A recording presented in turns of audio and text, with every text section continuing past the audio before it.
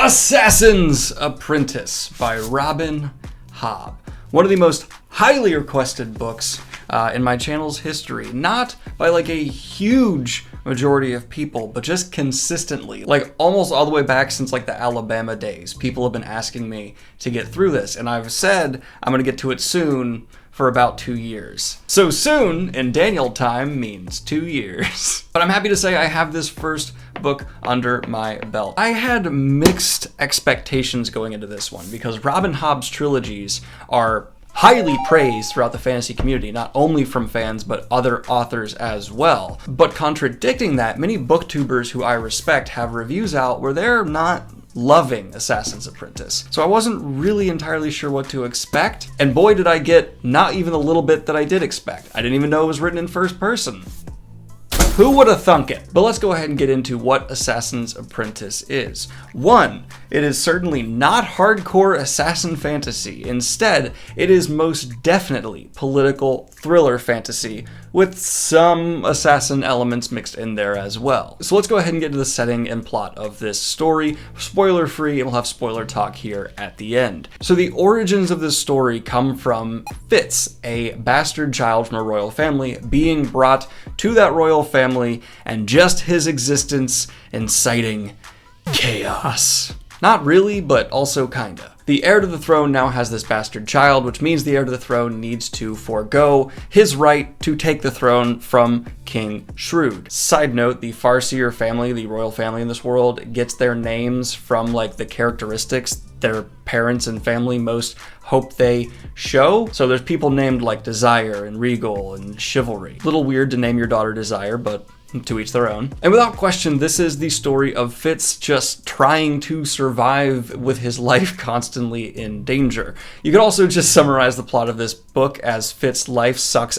He goes through a lot. And initially, I wasn't super connected with his character. I actually didn't care much for him. He didn't have a whole lot of personality until maybe I need my book. Until maybe the last like half of this book. That's not half, hold up.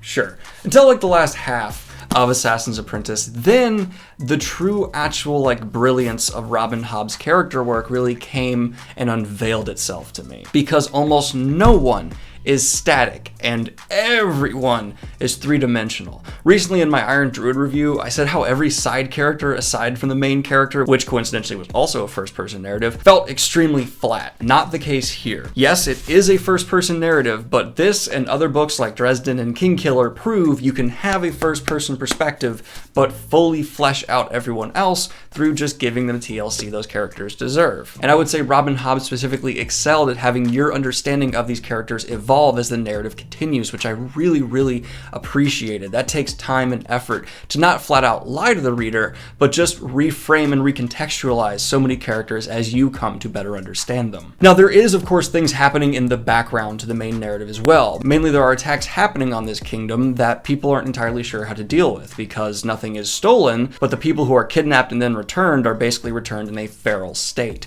Ooh, terrifying. And meanwhile, Fitz just deals with and by the end of the book, I did have a slight greater liking of this main character, although I do wish there was a bit more personality for me to latch on to. Robin Hobb really did excel at getting me to care about everybody else, but Fitz, he's fine. Insert the 30 comments people telling me, don't worry, Fitz get better, he's gonna improve as a character in the next couple books, blah, blah, blah, blah, blah. I know, I've been told. With any first-person perspective book, weirdly except for Dresden, that's the only one where I don't get this told me all the time, there seems to be a bit of an unreliable narrator thing going on here with Fitz. Although I'm not entirely sure, I haven't spoiled the series for myself, but I would say it's not necessarily like unreliable in the sense that he's maliciously lying to you, the reader, but more of like a naive narrator, where Fitz is a sweet, precious child. He is really innocent and is easy to exploit. And this kind of story turns into him being frequently used by this family due to his position of being a bit of an outcast within them. He clashes with his friends while having to obey people he doesn't necessarily agree with. And it's really utilized well. This is why the second half of the book really worked, and I get why the first half setup really kind of had to be the way it was, though I think you could improve it in certain ways. So that's the plot, and if you can't tell, I'm very positive on Robin Hobb's character and relationship work in general. I think she is truly a master of that element of her craft. Her prose, I can see being a problem for some people. I am a son of Jordan. I am majorly influenced in taste by his works. So an author like Hobb, who takes a lot of time to deliciously explore this world with her words and whimsically walk you, the reader, through a valley of creation, I'm all about it. But I can totally see how if you're the kind of reader who's not feeling these vibes, and it's not something that is 100% necessary for the story, so if you're someone who likes a bit more of a dry to the bone and less flowery writing, Assassin's Apprentice you could have some problems with. Although I will say, Robin Hobb's prose on a technical level are beautiful, brilliant.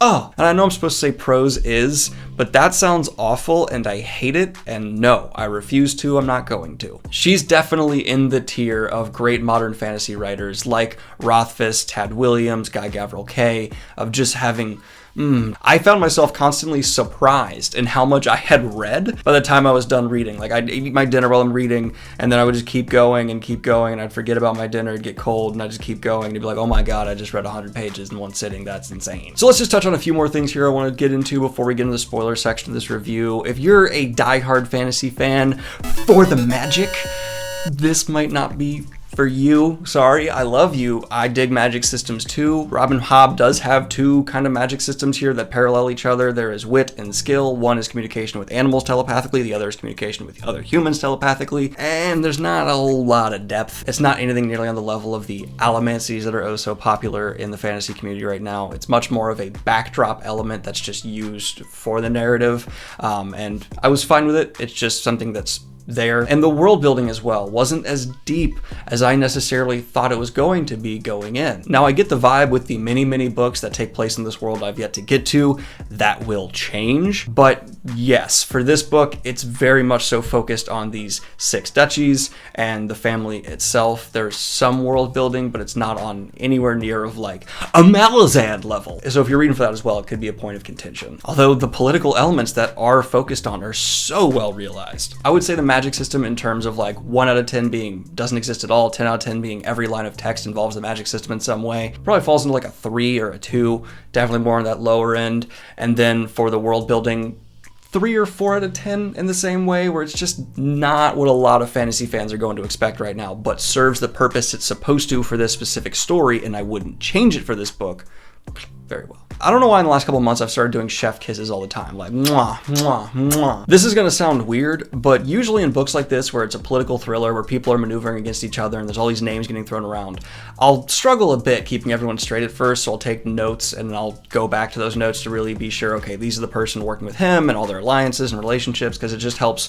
me better understand where the author is heading, and it helps me predict the book better as well. But I actually never had trouble keeping anyone straight. Everyone was so well realized in their own voices and had such personality that I found myself using those notes less, because it was just like Robin Hobb was so detailed in her conveying of, you know, King Shrewd and his presence versus Regal and Desire, and Molly especially. I really am excited to see her character develop more as well, and her relationship with Fitz. They gon' bang. That I was just very satisfied, because it proves that many authors who are like, well, everyone's gonna get characters confused after a certain amount, maybe not, because Robin Hobb was just so concise with who everyone is, and they were so clear in their writing that I just didn't have any trouble. I guess like from a fantasy fanboy, if I'm getting rid of like the objective criticism layer of this review and I'm exposing the raw, you know, how does Daniel feel side of it, I did want more utilization of that magic system. There's a couple twists with it that are neat, but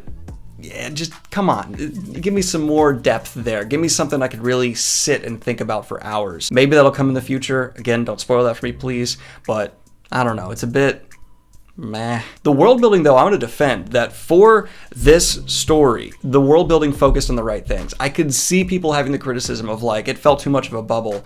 But with this kind of drama, I want that bubble, because it makes the drama feel more real and vibrant, because I'm forced to like sit in it. Overall, for this book, aside from slight pacing problems and definite things I could see bothering other readers, for me this was solid. It never did anything extraordinary, it didn't blow my socks off or totally revolutionize the way I saw like first-person narrative or anything, but I wouldn't change much, and I think Robin Hobb accomplished exactly what she set out to do to great effect. So, solid 7.5 out of 10 for me. Definitely going to keep going with Letha's trilogy, and if I like it enough, I could finish off all of her trilogies. Not entirely sure. But let me know if you haven't read it, if the spoiler-free section made you want to pick it up. And now, let's go ahead and transition into spoilers. 3, 2, 1, go. Oh my god. Why would you hurt me the way you did with an animal companion 3 times? We have a death of a dog. We have a death of another dog, and then one dog comes back and then is dead again. Why would you do this to me? What did I do to you as a reader that made you think this was okay? I'm in pain. I'm the kind of person who goes to like doesthedogdie.com before I'll watch a movie because like it hurts me. I grew up with dogs my whole life. I'm so emotionally connected with them. Like if you write, oh, there was a slaughter in the street of civilians in a book, I'll be like, oh, whatever. If you were like, oh, but a dog hurt its paw, I'd be like, is he okay? So this, ouch. I know spoiler section, I should be talking about more like deep plot things, but I felt the need to mention this, and apparently so did the book, because it ended on this note. And see how I'm using this as a clever transition and talking about actual plot things now, because that's actually one of my criticisms I couldn't talk about in the spoiler-free section. That's the ending here, because it felt, okay, everything happens and stop. There was not much of a post-climax relaxation catharsis feeling it for this one here, and that's something I needed. It felt very chopped off. Not in the same sense that I mentioned with like the Bobverse books, where it's just literally in the middle of plot lines, the author goes, I'm done. Like, it's not that, but it almost was like, okay, things are wrapped up, but we had no resolution after the wrap-up. There was no like then experiencing the wrap-up. It was just... And then it does show you that, you know, Fitz is writing this from his older perspective, which is fine. You know, I kind of saw that coming because a lot of books do that in similar ways. But I don't know. The ending here was a bit rough, with a kind of rough first half, but I still enjoyed a very solid second half and then a rough ending. I don't know how about this one. This book definitely accomplished in making me hate people. Regal and Desire, I think, are dill holes.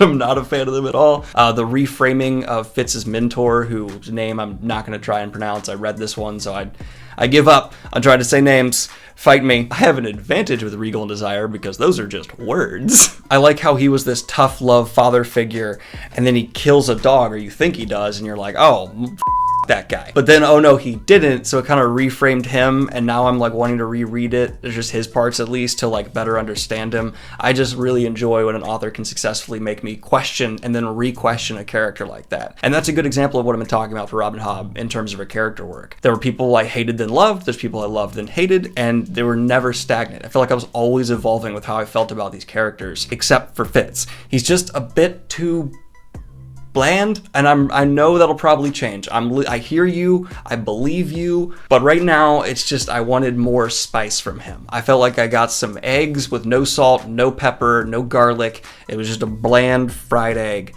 and that's fine. I'll take it. It's an okay breakfast, definitely nutritious, but it's not anything that's gonna like have my day off to a great start. Having Regal be such a up that he ends up spilling the beans on Fitz's mission because he's drunk, and then this awful murder attempt of Fitz that was just like, I guess it worked, but like, you could murder better than that. It didn't really work because Fitz got out of it, but it was going to work. I don't know, to me it was just like, I like that he's that much of a failure, but he doesn't feel not dangerous. Like he's an enemy, he's an antagonist. He doesn't feel like a villain, if that makes sense. He just feels like an opponent.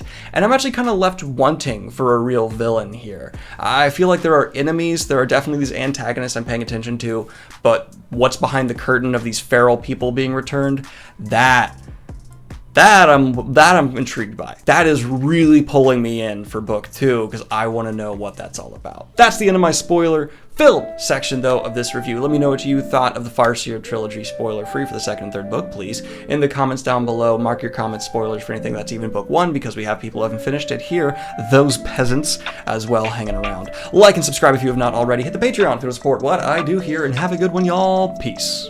And of course, I'd like to record a special shout out to my latest high tier Patreon, Charles Paradis. Thank you so much, Charles. Hope you're having a good one. See you.